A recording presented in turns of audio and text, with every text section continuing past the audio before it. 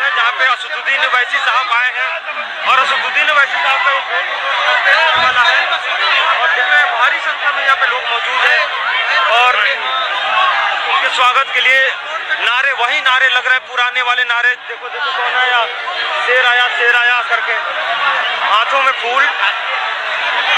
देखिए आगे से पीछे तक आपको हम दिखा रहे हैं तस्वीरें।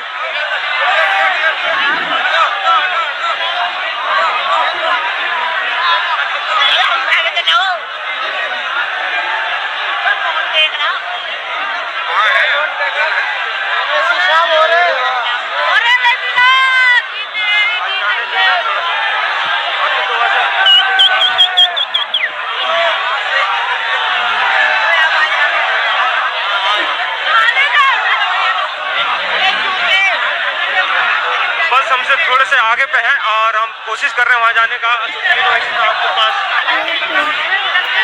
भाई थोड़ा सा